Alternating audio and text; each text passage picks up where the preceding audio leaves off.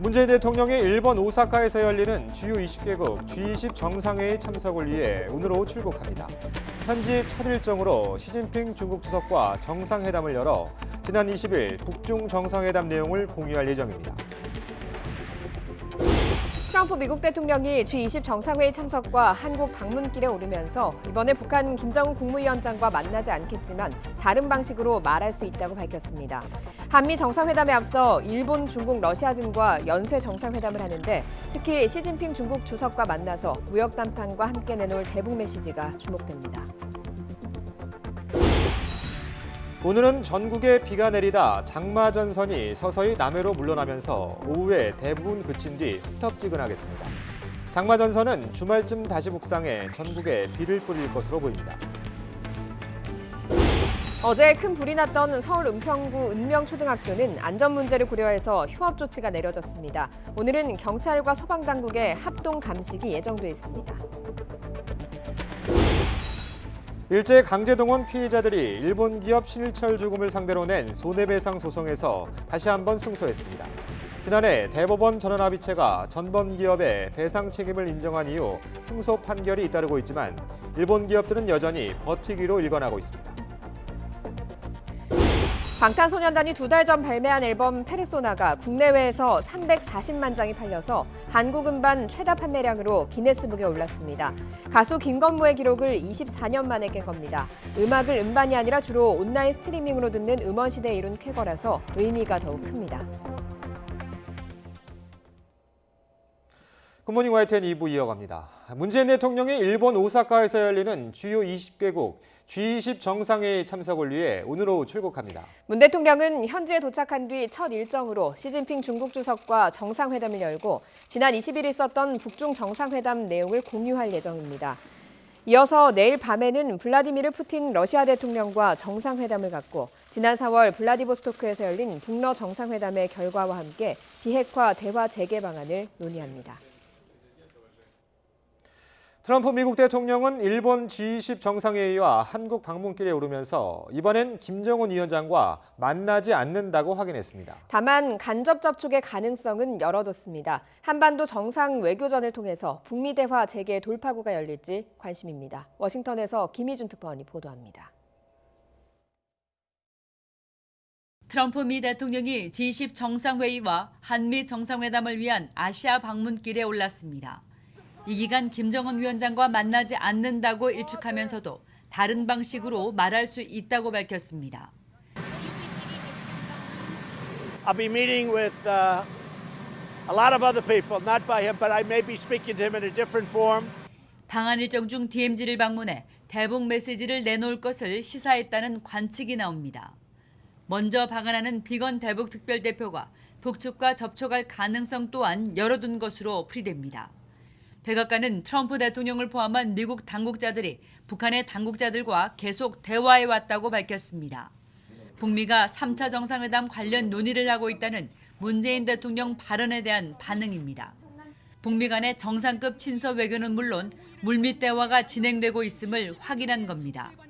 따라서 트럼프 대통령이 한미 정상회담과 주요국 정상 외교전을 통해 북미 대화 재개의 발판을 마련할지 관심입니다. I'll be going, as you know, to South Korea after we're finished with the G20, and we'll be there for about a day. We have a lot of meetings planned with a lot of different countries. 특히 시진핑 주석과의 회담에서 무역 담판은 물론 북한에 발신될 메시지에 눈길이 쏠립니다. 하노이 정상회담 결렬 넉 달만 한반도 정세는 다시금 분수령을 맞고 있습니다. 3차 북미 정상회담이 가시권에 들어올지 촉각이 모아지는데 이번엔 비핵화 협상에 실질적인 진전이 담보돼야 한다는 미 조야의 목소리도 커지고 있습니다. 워싱턴에서 YTN 김희준입니다. 이번 주 토요일 열리는 미중 정상회담에선 미중 무역 분쟁과 한반도 문제 해법이 동시에 논의될 전망입니다. 이런 가운데 중국이 북한 문제를 해결해주면 무역 협상이 훨씬 좋아질 거라고 했던 과거 트럼프 대통령의 언급이 다시 주목받고 있습니다. 베이징에서 강성웅 특파원이 보도합니다. 지난주 열린 북중 정상회담의 성과 중 하나는 북한의 협상 재개 의사를 확인했다는 겁니다. 김정은 국무위원장은 인내심을 유지할 것이라며 대화를 통해 성과가 있기를 바란다고 말했습니다. 토요일에 트럼프 대통령과 만나는 시진핑 주석은 김 위원장의 이런 의중을 전달할 것으로 보입니다. 两国领导人肯定就双方共同关心的一系列重要的根本性问题，交换意见。 홍콩 언론은 중국이 미국과의 정상회담을 앞두고 북한을 지렛대로 쓰려고 한다는 분석을 내놨습니다. 무역 협상을 풀기 위해 중국이 한반도 문제 해결에서 미국을 도와줄 수 있다는 기대감을 띄운다는 겁니다. 트럼프 대통령은 한때 북한 문제를 도와주면 무역 협정이 좋아질 수 있다고 중국에 약속도 했습니다. 무역 전쟁 해결이 급한 중국이 북한을 설득해 북미 협상으로 불러낼 만한 충분한 동기가 되는 겁니다.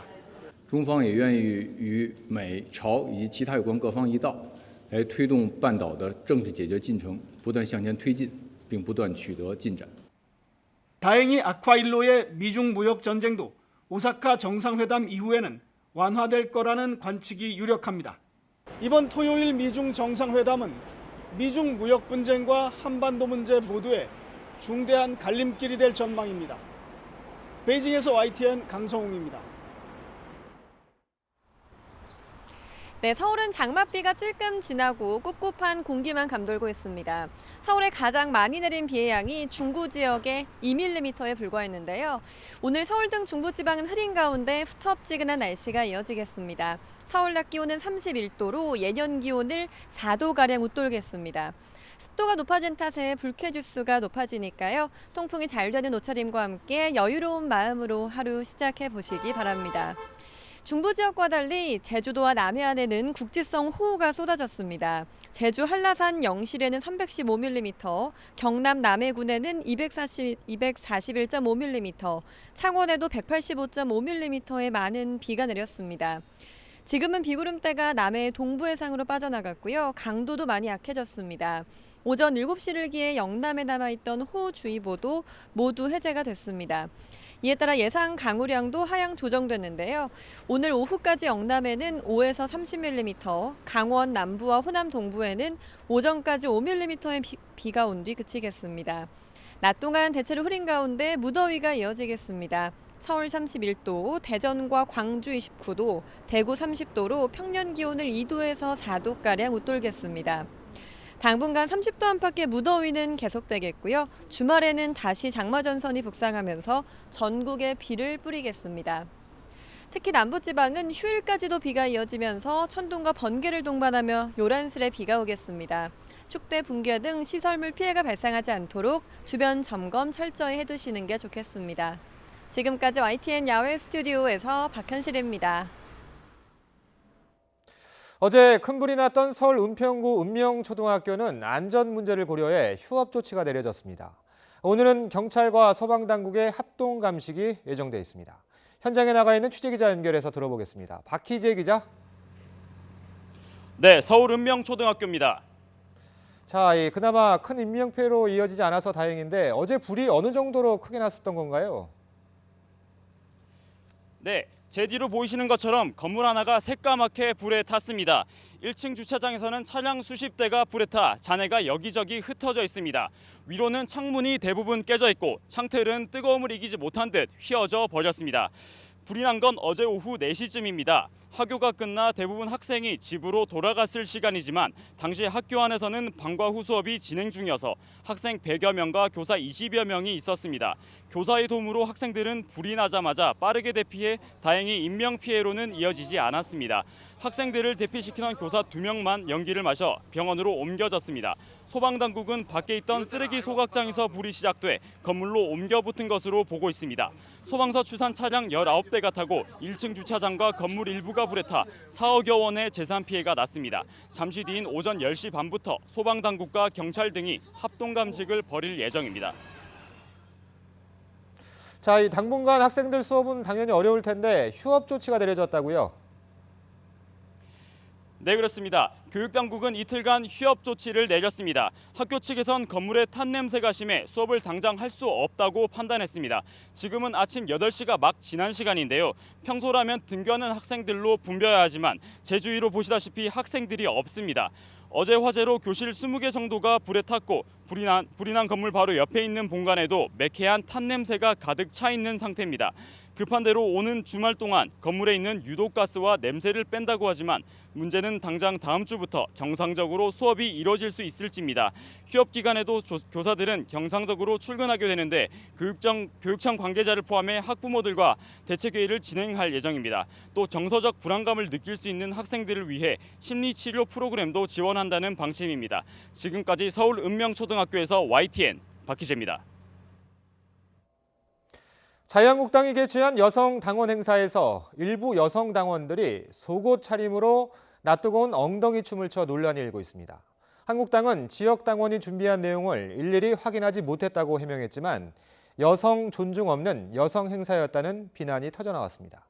최민기 기자가 취재했습니다.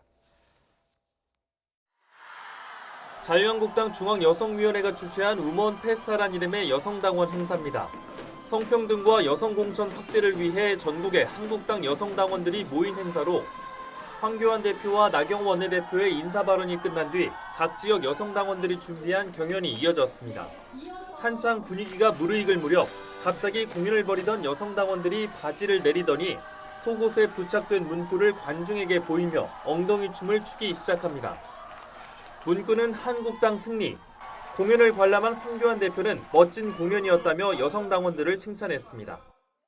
오늘 한 거 잊어버리지 말고 좀 더 연습을 계속해가지고 정말 멋진 자유한국당 공연단 만들어주시길 바랍니다, 여러분. 하지만 여성당원들의 이 같은 민망한 공연 사실이 알려지자 다른 정당들은 비판을 쏟아냈습니다. 더불어민주당 이재정 대변인은 여성 페스티벌이라더니 여성 존중은 없었다며 여성을 그저 도구로 당의 승리만을 목표로 한다는 느낌을 지우기 어렵다고 맹비난했습니다. 바른미래당 김종화 대변인도 여성을 위한답시고 만든 자리에서 여성을 희화화한 한국당은 사죄하라며 이를 보고 박수를 친 당 지도부의 성인지 감수성엔 경악했다고 꼬집었습니다. 이에 대해 한국당은 사전에 예상치 못한 돌발적 행동이었다며 좋은 취지가 퇴색된 것 같아 유감이라고 밝혔습니다. YTN 최명입니다. 자유한국당 내부에서도 쓴소리가 터져나왔습니다. 한국당 장제원 의원은 자신의 SNS에 안에선 여론의 집중 포화를 맞으며 전투를 하는데 밖에선 그토록 즐거우냐며 일반 국민 정서는 아랑곳하지 않고 우리끼리 모여 춤춘다고 여성 친화형 정당이 되겠느냐고 꼬집었습니다. 장 의원은 그러면서 국회가 2개월 이상 파행돼 전국이 유례없이 심각한 국면이면 당 전체가 엄숙하고 진지한 마음으로 현 상황을 돌파해야 하지 않느냐고 비판했습니다. 어제 진행된 김현준 국세청장 후보자 인사청문회에서 지난 19일 자유한국당 황교안 대표가 외국인은 우리나라에 세금을 낸 적이 없다고 했던 발언이 뒤늦게 논란이 됐습니다. 황 대표의 발언을 알고 있었느냐는 더불어민주당 강병원 의원의 질문에 김 후보자는 언론에서 들었다며 외국인 근로자도 국내 근로자와 같이 소득신고를 하고 세금을 낸다고 답했습니다. 이어 강 의원은 김 후보자에게 황 대표 발언이 정보 불신을 조장하는 가짜뉴스라며 적극적으로 대응해야 한다고 촉구했습니다. 이에 대해 한국당 엄용수 의원은 황 대표 발언이 최저임금제 적용을 받기 전에 외국인들이 세금을 내거나 한국에 기여한 것은 없다는 발언이었다면서 가짜뉴스라는 건 지나친 발언이라고 반박했습니다.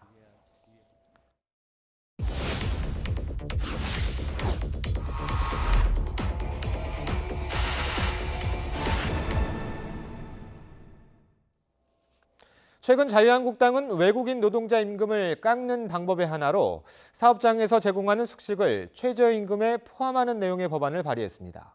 외국인 노동자에게 임금을 차등 적용해야 한다는 황교안 대표의 주장을 현실화하는 법안인 셈인데 실상은 어떤지 팩트체크했습니다.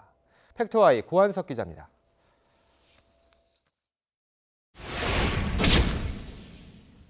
고용노동부의 외국인 노동자 관련 지침입니다.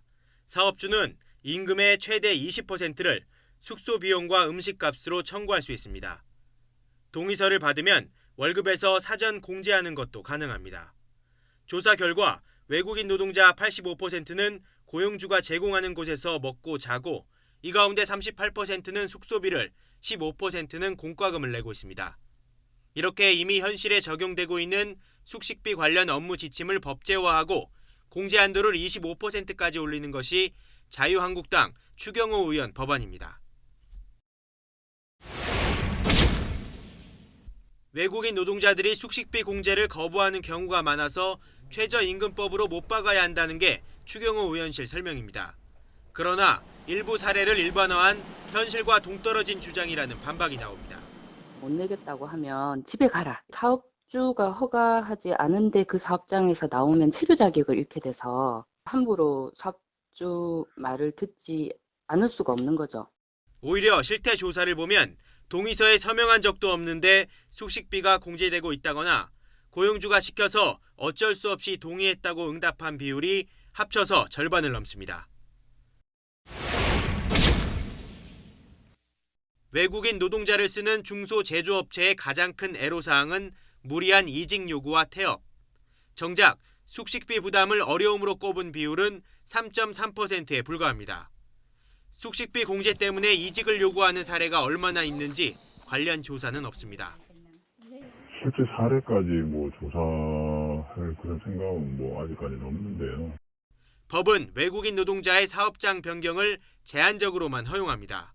따라서 숙식비 공제 때문에 이직하는 것이 제도적으로 가능할지도 의문입니다. 콘크리트 바닥에 장판, 월 사용료 10만 원, 여성 4명이 방 하나, 1인당 월 30만 원, 비닐하우스 사용료 월 80만 원, 문 없는 화장실에 낡은 건물, 1인당 월 30만 원, 일부 외국인 노동자들의 숙소와 그들이 내고 있는 비용입니다. 왜 그 금액을 받는지 기준이나 근거는 없습니다. YTN 구한석입니다. 성접대 의혹을 받는 YG엔터테인먼트 양현석 전 대표가 경찰에 출석해서 조사를 받았습니다. 양 전 대표는 의혹을 전면 부인했습니다. 김우준 기자의 보도입니다. 검은색 승합차가 경찰서 지하주차장을 급하게 빠져나갑니다. YG엔터테인먼트 양현석 전 대표가 경찰 조사를 받고 탑승한 차량입니다. 성접대 의혹을 받는 양 전 대표는 9시간 가까이 경찰 조사를 받고 취재진을 피해 도망치듯 귀가했습니다. 경찰은 양 전 대표가 과거 투자자들과 함께한 식사 자리에서 성매매가 있었는지를 집중적으로 조사했습니다. 양 전 대표는 지인의 초대로 식사만 했을 뿐 성매매는 없었다며 의혹을 강하게 부인한 것으로 알려졌습니다. 앞서 한 언론은 2014년 7월 양 전 대표가 서울의 고급 식당에서 외국인 재력가들에게 성접대를 제공했다는 의혹을 제기했습니다. 이 자리에 유흥업소 여성 20여 명이 동원됐고 식사 이후 성매매로 이어졌다는 겁니다. 보도 이후 경찰은 곧바로 내사에 착수했습니다. 경찰은 지난 16일 식사 자리에 동석한 가수 싸이를 비공개 조사한 데 이어 유흥업소 종사자 10여 명도 잇따라 불렀습니다. 그리고 마침내 공소시효 한 달을 앞두고 성접대 의혹의 중심에 있는 양현석 전 대표를 소환한 겁니다. 다만 정식 수사가 아닌 만큼 양 전 대표를 피의자가 아닌 참고인 신분으로 조사했습니다. 경찰은 지금까지 조사한 내용을 검토한 뒤 정식 수사 전환 여부 등을 결정할 예정입니다. YTN 김우준입니다. 장자연 사건과 관련해서 검찰 과거사위원회가 유일하게 수사를 권고한 전 소속사 대표의 위증 의혹에 대해서 검찰이 수사에 착수했습니다. 서울중앙지검은 어제 과거 이종걸 더불어민주당 의원 재판에서 위증한 혐의를 받는 김종승 씨를 소환해서 조사했습니다. 김 씨는 지난 2012년에서 2013년 장 씨가 숨진 뒤에야 방용훈 코리아나 호텔 사장이 누구인지 알았다거나 소속 연예인을 폭행한 적이 없다며 거짓 증언을 한 혐의를 받고 있습니다. 장마가 시작되면서 남부지방에 적지 않은 비가 내려서 빗길 교통사고가 잇따랐습니다. 사건 사고 소식 김주한 기자가 종합했습니다.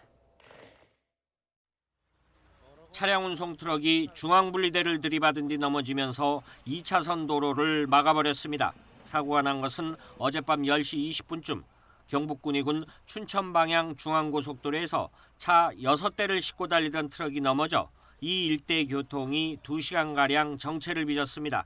경찰은 운송 트럭이 빗길에 미끄러지면서 사고가 난 것으로 보고 있습니다. 전남 여수산업단지 인근 도로에서도 대형 트레일러가 빗길에 미끄러지면서 25톤 화물차와 부딪혔습니다. 이 사고로 트레일러 운전자가 크게 다쳤고 화물차 운전자도 경상을 입었습니다. 어제 오후 4시 10분쯤엔 강릉시 성산면 영동고속도로에서 터널로 진입하던 승용차가 터널 입구를 들이받았습니다. 이 사고로 운전자 38살 정모 씨와 함께 타고 있던 33살 여성이 다쳐 병원에서 치료를 받았습니다. 부산 남구 우암동에 있는 2층짜리 주택 1층에서 불이 난 것은 어제 저녁 6시 50분쯤. 불은 10여 분 만에 꺼졌지만 주택 1층이 모두 타 소방서 추산 900여만 원의 재산 피해가 났습니다. 부산 해운대구 우동의 한 버스 전용 차로에서는 가로 1m, 세로 2m 크기의 땅이 10cm가량 꺼지는 집안치마, 이른바 싱크홀 현상이 나타났습니다. 사고가 난 곳은 불과 엿새 전 땅 꺼짐 현상이 나타난 곳이었습니다. YTN 김주환입니다. 노인 3명을 잇따라 친 70대 운전자가 경찰 조사를 받았습니다. 서울 동작경찰서는 교통사고 특례법 위반 혐의로 77살 이모 씨를 불구속 입건했습니다. 이 씨는 그제 오후 2시쯤 서울 신대방동 이면도로에서 SUV 차량을 몰다가 79살 최모 씨 등 노인 3명을 잇따라 들이받은 혐의를 받고 있습니다. 승용차에 부탄가스를 싣고 서울 광화문 주한 미국 대사관으로 돌진했던 40살 박모 씨에 대해서 경찰이 구속영장을 신청했습니다. 박 씨는 그제 오후 5시 50분쯤 렌터카를 몰고 미 대사관 정문을 들이받은 혐의로 경찰에 체포됐습니다. 당시 다친 사람은 없었지만 차 안에서는 인화성 물질과 함께 부탄가스 20여 개가 발견됐습니다. 경찰이 마약성 진통제를 과다 투여해서 환자를 사망에 이르게 했다는 의혹이 제기된 한양대병원을 압수수색했습니다. 서울지방경찰청 광역수사대는 어제 오전부터 서울 성동구 한양대병원 의무기록실과 법무팀 등을 7시간가량 압수수색해서 피해자의 진료 기록 등을 확보했다고 밝혔습니다. 앞서 지난 2014년 30대 남성 환자가 한양대병원 전공의의 과실로 숨지는 의료사고가 발생했음에도 병원 측이 이를 은폐하려고 시도했다는 의혹이 제기됐습니다. 투숙객이 있는 모텔방에 낯선 남성이 문을 열고 들어왔다가 도망갔습니다. 이 남성은 카드키를 직접 찍고 문을 열었습니다. 어떻게 된 일일까요? 박광열 기자가 취재했습니다. 늦은 밤 모텔로 들어서는 한 남성. 카드키로 자연스럽게 도어락을 열었다가 투숙객에 발각되자 그대로 달아납니다. 옷을 안 입고 있는 상태였기 때문에 저는 이불 안으로 이제 몸을 숨기고 남자친구는 이제 누구세요라고 이제 소리를 친 거예요. 갑작스럽게 이제 도망치듯이 나가셨거든요. 낯선 이의 침입에 투숙객은 놀란 가슴을 쓸어내렸습니다. 흉기라도 가지고 왔으면 너무너무 무서운 거예요. 잠을 자려고 해도 귓가에 카드키 문 여는 그 띠디디디 소리가 계속 환청처럼 나는 거예요. 숙박업소 측은 이 남성이 예전에 투숙하고 퇴실할 때 돌려주지 않고 가져갔던 카드키를 악용한 건 아닌지 의심하고 있습니다.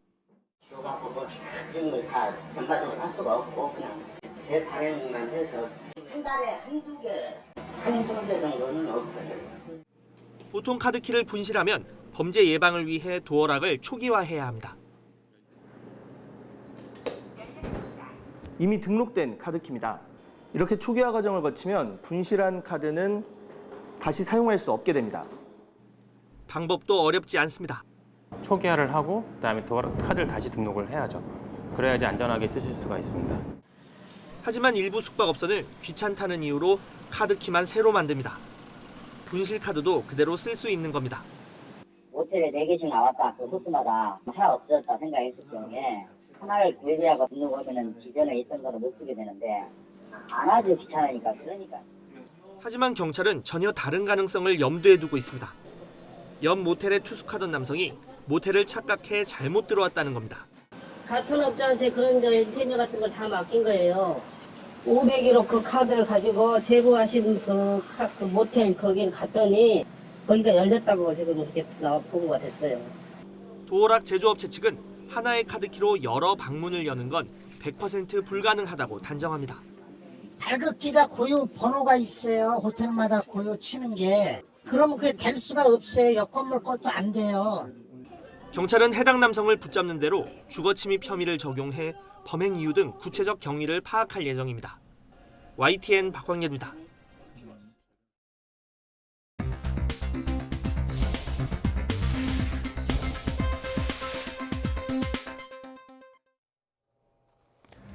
이 시각 보도국입니다. 김상조 신임 청와대 정책실장이 오늘 오후 더불어민주당 이인영 원내대표와 정의당 윤수호 원내대표를 만나 국회 정상화와 민생법안 처리 등을 촉구할 예정입니다.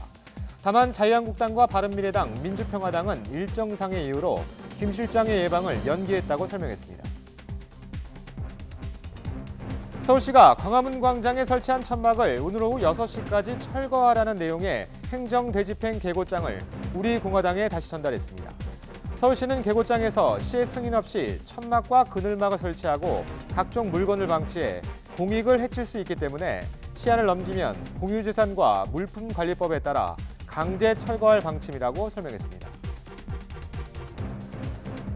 민주노총 산하 공공부문 비정규직 노조는 오늘 총파업 찬반 투표 결과를 발표하고 다음 달 3일로 예정된 총파업 돌입을 선언합니다. 공공부문 비정규직 노조는 이 자리에서 정부가 고용불안과 최저임금, 노동안전 위험 등을 먼저 해결하려고 나서야 함에도 강 건너 불구경하듯 방관하고 있다며 파업에 대한 모든 책임은 정부에 있다고 압박할 방침입니다. 이기흥 대한체육회장이 국제올림픽위원회 IOC 신규 위원으로 선출돼 역대 11번째 한국인 IOC 위원이 됐습니다. 유 회장은 스위스 로잔에서 열린 134차 IOC 총회에서 IOC 위원들의 전자투표 결과 유효투표 62표 가운데 과반을 훨씬 넘는 57표의 찬성표를 받아 IOC 신규 위원이 됐습니다. 이 시각 보도국이었습니다.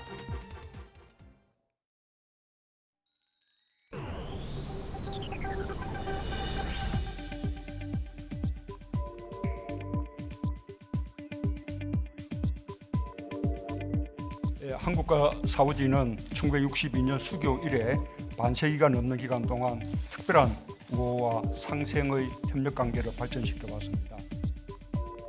우리 정부가 추진하고 있는 혁신적 포용국가 정책과 사우디 정부가 추진 중인 비전 2030은 공통점이 많아서 서로 협력할 여지가 매우 많다고 생각합니다.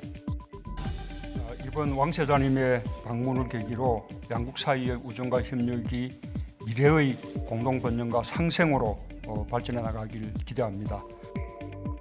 كما تعلمون فخامتكم فإن المملكة العربية السعودية قد وضعت خطة لتحول تاريخي وهي رؤية المملكة 2030. تمثل شراكتنا الاستراتيجية فرصة لتحقيق قيمة مضافة للبلدين الشقيقين لدعم تنمية القدرات والتعاون بين البلدين على المدى الطويل. 무함마드 빈 살만 사우디아라비아 왕세자의 방안에 맞춰서 우리 기업들의 움직임도 바빠졌습니다. 글로벌 시장의 큰손 사우디 시장을 선점하기 위해서 기업 총수들까지 발벗고 나섰습니다. 홍선기 기자가 보도합니다. 현대자동차는 사우디아라비아의 에너지 기업인 아람코와 수소 에너지 개발에 협력하는 양해 각서를 맺었습니다. 정의선 수석 부회장이 직접 나서서 무함마드 빈 살만 사우디아라비아 왕세자 방안에 맞춰 글로벌 에너지 기업인 아람코와 협력 관계를 성사시킨 겁니다. 모양새는 협력이지만 수소 에너지 분야에서 앞선 기술을 갖고 있는 현대차가 사우디의 수소차 시장을 선점한다는 의미가 있습니다. 청와대에서 열린 빈 살만 사우디 왕세자 오찬에는 이재용 삼성전자 부회장을 비롯해 국내 재계 서열 1위부터 4위 그룹의 총수가 모두 나섰습니다. 소문난 글로벌 시장의 큰손 사우디아라비아 정상을 만나기 위해 그룹 총수들이 총 출동한 겁니다. 사우디아라비아는 석유 판매를 중심으로 하는 산업 구조를 바꾸기 위한 비전 2030 정책을 추진하면서 각 분야 선두 기업들과 협력을 추진하고 있습니다. 새로운 시장 개척에 목마른 국내 기업들에는 막대한 오일머니를 고객으로 삼을 수 있는 절호의 찬스인 셈입니다. 청와대까지 나서서 경제인과의 오찬을 마련한 배경도 여기에 있습니다. 한국은 사우디 정부가 역점을 두고 추진하고 있는 비전 2030의 전략적 파트너국으로서 양국은 기존의 건설 에너지 분야를 넘어서 사우디 투자청도 왕세자 방안에 맞춰 우리나라 각 분야 기업들과 MOU를 맺고 본격적인 사우디 진출을 촉구했습니다. We look forward to welcoming these countries to the kingdom, and we hope many more will follow. Thank you very much. 수출 부진과 시장 포화 상태에 막힌 국내 기업들이 큰손 사우디아라비아를 잡기 위한 경쟁은 더욱 뜨거워질 것으로 보입니다. YTN 홍성기입니다. 일본이 오는 10월 자국에서 열리는 관함식에 우리나라를 초청하지 않을 거라는 일본 내 보도가 나오고 있습니다. 이달 초 한일 국방장관이 만나서 군사 갈등 해결에 기대감을 높였지만 앙금이 여전히 남아있는 것으로 보입니다. 보도에 김세호 기자입니다. 지난 1일 정경두 국방부 장관과 이와야 다케시 일본 방위상이 8개월 만에 얼굴을 마주했습니다. 양국 국방장관은 일본 초계기 저공 위협 비행에 따른 갈등과 관련해 우방국으로서 긴밀한 협조를 강조했는데 초계기 갈등이 봉합 수순에 들어간 게 아니냐는 해석을 낳았습니다. 일본 측에서 저공 위협 비행 인정했나요? 잘 되고 못 되고 이런 것을 떠나가지고 앞으로 그런 일들이 발생되지 않도록 발전시켜 나가자고 하는 데 대해서는 모두가 의견 일치를 보았습니다. 하지만 아직 앙금이 풀리지는 않은 것으로 보입니다. 일본 언론은 자국 해상자위대가 한국 해군의 사격 관제 레이더 조사 문제로 인해 오는 10월 열리는 관함식에 한국 해군을 초청하지 않기로 했다고 전했습니다. 우리 해군도 아직 초청장을 받지 않았다고 밝혔지만 시기가 있는 만큼 아직 속단하기엔 이르다는 분석입니다. 다만 이번 G20 정상회담에서 한일 정상회담이 불발되는 등 양국 간 냉랭한 외교 관계를 감안하면 한일 군사 갈등도 쉽게 풀리지는 않을 것이라는 관측이 나옵니다. 국방부는 관함식 초청 여부는 주최 측이 결정할 사안이고 초청장이 오면 판단하겠다며 하반기 일정은 양국이 협의하고 있다고 밝혔습니다. YTN 김세호입니다. 일제강제동원 피해자들이 일본 기업 신일철주금을 상대로 낸 손해배상 소송에서 다시 한번 승소했습니다. 지난해 대법원 전원합의체가 전범 기업의 배상 책임을 인정한 이후 이렇게 승소 판결이 잇따르고 있지만 일본 기업들은 여전히 책임을 외면하고 있습니다. 신지원 기자입니다. 지난 2012년 5월 강제징용 피해자에 대한 일본 전범 기업의 배상 책임을 인정한 대법원 판결이 처음 나왔습니다. 이를 계기로 이듬해 고 이상주 할아버지 등 강제동원 피해자 7명이 신일철 주금을 상대로 소송을 제기했습니다. 신일철 주금 현재 일본 제철을 상대로 한 2차 소송입니다.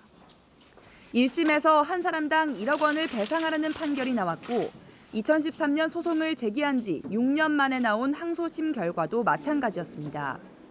하지만 일본 기업 측은 여전히 피해자 측에 사과나 배상을 하지 않고 있습니다. 특히 한국과 일본 정부의 협의 상황을 지켜보겠다는 핑계로 버티고 있습니다. 최근 우리 정부가 양국 기업이 피해자들에게 자발적으로 위자료를 지급하는 방안을 제시했지만 일본 정부는 이를 거절했습니다.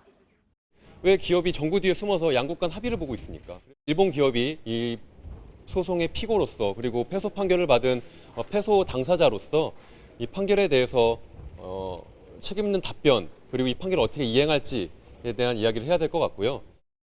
피해자 측 소송 대리인들은 지난달 우리 법원을 통해 일본 기업의 국내 자산을 압류해 매각하는 현금화 절차에 착수했습니다.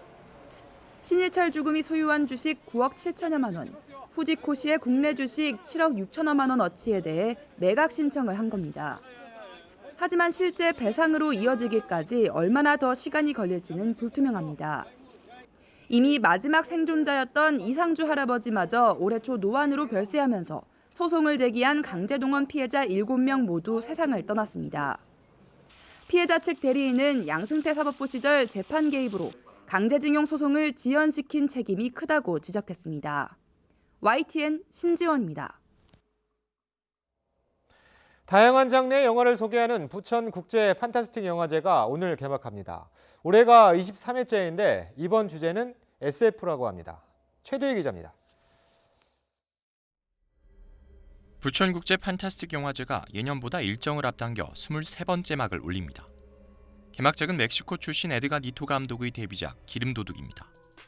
지하 파이프라인에 구멍을 뚫어 석유를 훔치는 기름도둑이 기승을 부리는 멕시코에서 한 소년이 겪는 비극적인 이야기를 담았습니다. 폐막작은 고명성 감독의 남산 시인 살인사건입니다. 6.25 직후 서울 명동의 다방을 배경으로 살인사건에 휘말린 용의자들과 수사관의 심리 대결을 소재로 한 작품입니다.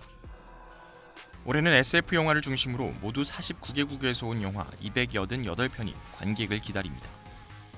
이번 영화제에선 로봇 영화를 시대별로 꼽은 로봇 특별전과 한국 장르 영화의 뿌리를 돌아보는 한국 영화 100주년 특별전이 눈길을 끕니다. 올해로 데뷔 33주년을 맞은 배우 김혜수의 영화 세계를 조명하는 시간도 갖고 가상현실 전시도 확대해 선댄스 영화제 초청작 등을 상영합니다. 개막식에 앞서 진행하는 레드카펫 행사인 김혜수, 정우성 등 국내외 영화계 인사들이 참석해 축제 열기를 고조시킬 것으로 보입니다. 올해가 저희가 SF를 테마로 하고 있습니다. 그래서 SF 영화의 역사적 걸작 중 두 작품 중에 하나인 블레이드 러너를 테마로 개막식을 열어갈 예정입니다. 영화제는 다음 달 7일까지 11일 동안 부천시 일대에서 관객들을 만납니다. YTN 최두입니다. 방탄소년단이 한국 음반 최다 판매량으로 기네스북에 올랐습니다. 요새는 음반을 사는 대신 음원을 사거나 스트리밍 서비스를 이용하죠. 그래서 더 값진 기록이라고 합니다. 박석영 기자가 보도합니다. 영국 기네스 월드 레코드 홈페이지에 실린 방탄소년단 기사입니다. 한국 음반 최다 판매량으로 새 역사를 썼다는 내용입니다. 기네스 측은 방탄소년단이 아미라는 거대한 팬층 덕에 소셜미디어 기록까지 보유하고 있다고 밝혔습니다. 그러면서 다음에는 또 어떤 기록을 세울지 기대된다고 전했습니다. 지난 4월 발매한 앨범 랩 오브 더 소울 페르소나는 국내와 해외에서 모두 339만 9천여 장이 팔렸습니다. 이번 기록은 무려 24년 만에 새로 나왔습니다. 이전 최고 기록은 지난 1995년 가수 김건모가 정규 3집 잘못된 만남으로 세운 330만 장입니다.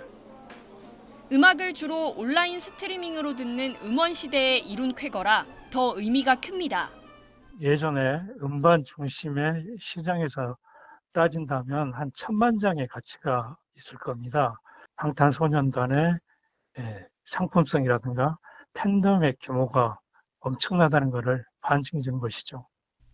앨범 판매량 기록만큼이나 스트리밍 수와 다운로드 수도 대단합니다. 실제로 이 모든 것이 합산된 빌보드 앨범 차트에서 1위를 기록했고 10주 연속 진입에 성공하는 등 여전히 인기를 자랑하고 있습니다. 매일같이 놀라운 역사를 쓰는 방탄소년단. 이제 새로운 기록은 자신과의 싸움이 됐습니다. YTN 박서경입니다. 트럼프 대통령은 이란과의 관계에 대해서도 언급했습니다. 이란과의 전쟁을 원치 않지만 그런 상황이 발생한다면 오래 가지 않을 거라며 경고 메시지를 거듭 내놨습니다.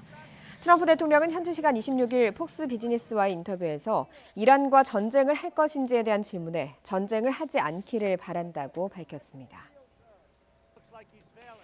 이란 최고 지도자 아야톨라 하메네이는 미국의 대화제의는 이란을 무장 해제하려는 속임수라면서 양국의 협상 가능성을 일축했습니다. 하메네이는 압박으로 성공하지 못하자 이제 대화하자고 다가오느냐며 미국의 대화제의는 이란의 힘을 해제하려고 꾸미는 속임수에 불과하다고 비판했습니다. 강을 헤엄쳐 미국으로 건너가려다 함께 익산 중남미 이민자 아버지와 어린 딸의 모습이 충격을 주고 있습니다. 엘살바도르 출신의 25살 오스카르 알베르토 마르티네스는 23개월 된 딸 발레리아를 안고 현지 시간 23일 리오그란데 강을 건넜습니다. 건너편에 있는 아내를 데리러 다시 헤엄치기 시작했을 때 멀어지는 아빠를 본 딸이 다시 강으로 뛰어들었고 아빠는 돌아와서 딸을 자신의 티셔츠 안에 넣어서 단단히 고정했지만 글물살에 함께 휩쓸려 가고 말았다고 이 장면을 지켜본 아내가 경찰에 진술했습니다. 네, 점차 장마 전선의 영향에서 벗어나고 있습니다. 현재 수도권 등 중서부 지역은 비가 그친 상태고요. 약화한 비구름이 동쪽 지역을 중심으로만 일부 영향을 주고 있습니다. 현재 영남과 호남 동부 지역에 약하게 비가 내리고 있는 모습입니다. 영남 지역은 오늘 오후까지, 강원과 호남 일부 지역은 오전까지 비가 조금 더 오겠습니다. 그 사이 영남 지역에는 5에서 30mm, 강원 남부와 호남 동부 지역은 5mm 미만의 비가 오겠습니다. 비가 그친 뒤에 낮 동안 공기가 후덥지근해지겠습니다. 서울의 한낮 기온이 31도까지 오르겠고요. 춘천은 32도, 대구 30도까지 오르면서 어제보다 2도에서 8도가량 크게 기온이 오르겠습니다. 여기에 습도까지 높아지면서 불쾌감이 크게 치솟겠습니다. 오늘 한낮의 전국의 불쾌지수는 높음에서 매우 높음 수준까지 오르겠습니다. 내일도 잠시 장마가 쉬어가면서 후텁지근하겠는데요. 모레부터 다시 장마 전선이 북상합니다. 토요일에 전국의 남부 지역은 일요일까지 장맛비가 이어지겠는데요. 특히 이번에도 남부를 중심으로 집중 호우가 쏟아질 것으로 예상이 되고 있습니다. 날씨 정보였습니다. 목요일 굿모닝 YTN 여기서 마치겠습니다. 내일 아침도 부지런히 준비하겠습니다. 고맙습니다.